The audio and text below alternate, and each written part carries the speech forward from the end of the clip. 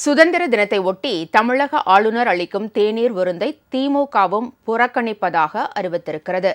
அதேவேளையில் தேநீர் விருந்தில் அதிமுக பங்கேற்கும் என அறிவிக்கப்பட்டுள்ளது.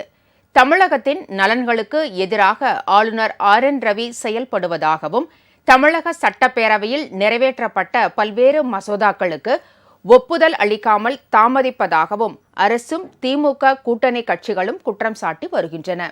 ஆளுநரின் இந்த போக்கை கண்டித்து அவர் நாளை அளிக்கும் தேநீர் விருந்தில் கலந்து கொள்ளப் போவதில்லை என்று காங்கிரஸ், மதிமுக, விடுதலை சிறுத்தைகள், கம்யூனிஸ்ட் கட்சிகள் உள்ளிட்ட திமுக கூட்டணி கட்சிகள் அனைத்தும் நேற்று அறிவித்தன.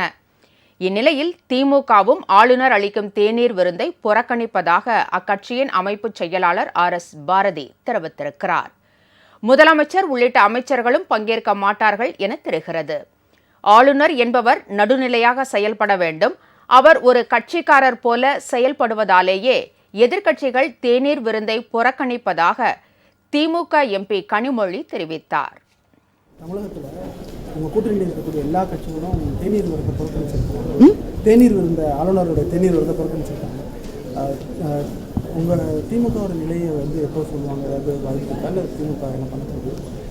இந்த ஆளுநருக்காக கூட்டணி கட்சிகள் பண்ணுறதை எப்படி பார்க்குறது? இல்லை, இப்போ முதலமைச்சருக்கு என்று சில கடமைகள் இருக்கிறது.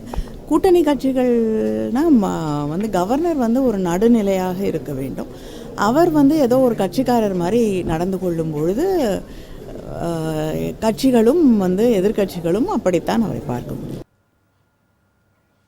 இதனிடையே தமிழக ஆளுநர் RN ரவி வழங்கும் தேநீர் விருந்தில் அதிமுக பங்கேற்கும் என அறிவிக்கப்பட்டுள்ளது.